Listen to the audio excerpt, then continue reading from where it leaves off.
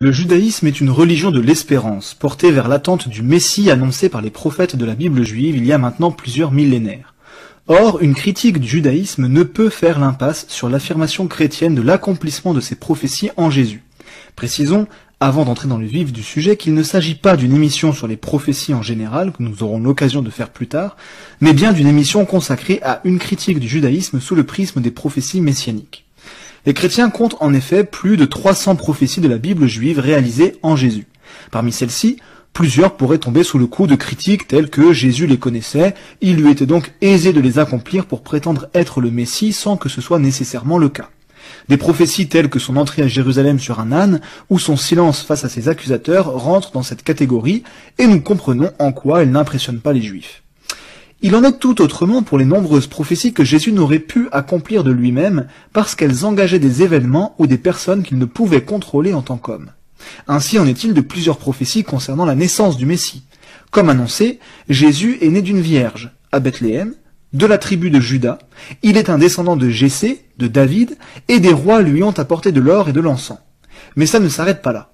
Au-delà de sa naissance, Jésus accomplit d'autres prophéties messianiques impossibles à contrôler humainement. Il fut précédé d'un messager, il fut trahi par un proche, vendu pour exactement 30 pièces d'argent, qui furent jetées dans le temple. Ses disciples l'ont abandonné. Il fut accusé par de faux témoins, châtié physiquement et craché au visage, moqué. Il eut les mains et les pieds percés.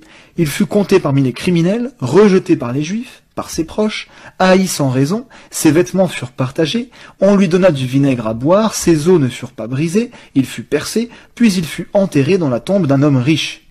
Voilà autant de prophéties réalisées en Jésus, qui tombent hors du champ de contrôle d'un homme souhaitant se faire faussement passer pour le Messie. Peut-on parler de hasard? Le mathématicien et astronome Peter Stoner a calculé la probabilité qu'un homme accomplisse 48 des prophéties messianiques. Rappelons que Jésus en accomplit 300 selon les chrétiens, et a trouvé que cette probabilité était de 1 sur 10 puissance 157, un nombre tellement petit qu'il dépasse totalement notre entendement. Aussi forts soient ces éléments, nous pouvons aller encore plus loin. Sans même parler de la manière dont Jésus accomplit les différentes fêtes et rites juifs, d'autres données nous indiquent que seul Jésus peut être le Messie annoncé, et pas un autre, et surtout personne après lui. En effet, plusieurs prophéties annoncent que le Messie devait venir pendant que le temple de Jérusalem était debout. Daniel, chapitre 9, verset 26, annonce que le Messie viendra, qu'il sera retranché, puis que la ville et le sanctuaire seront détruits.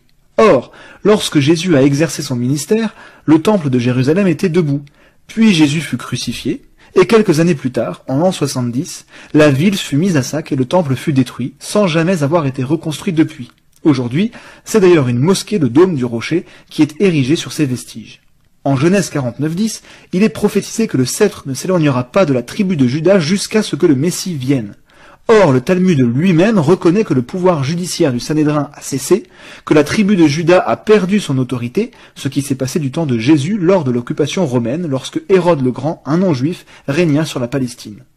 Enfin, plusieurs prophéties annoncent que les nations suivront le Messie, seront sous son autorité, et que le peuple juif le rejettera. Ce qui se vérifie depuis plusieurs siècles où le christianisme ne cesse de s'expandre sur le globe, tandis que les juifs refusent de reconnaître Jésus comme le Messie. Ainsi, non seulement Jésus accomplit les prophéties messianiques annoncées des siècles avant sa naissance, notamment celles qui sortent du champ de contrôle d'un homme, mais il est le seul à les avoir jamais accomplies, ce qui se vérifie encore de nos jours, et plus personne ne pourra jamais prétendre au titre de Messie maintenant que la ville et le temple ont été détruits comme annoncé. La dernière porte de sortie des Juifs serait de remettre en question la véracité des évangiles qui relatent la vie de Jésus, et donc l'accomplissement de ces prophéties. Mais nous verrons dans une prochaine série d'émissions que cette mise en question n'est pas légitime, et surtout que cela ne change rien au fait qu'il eut les mains et les pieds percés, qu'il fut compté parmi les criminels, rejeté par les Juifs, qu'il précéda de peu la destruction du temple, qu'il vécut au moment de la perte d'autorité de la tribu de Juda, et que son message continue de se propager de par tout le globe, autant d'éléments que l'histoire atteste et qui viennent impacter lourdement la véracité du judaïsme.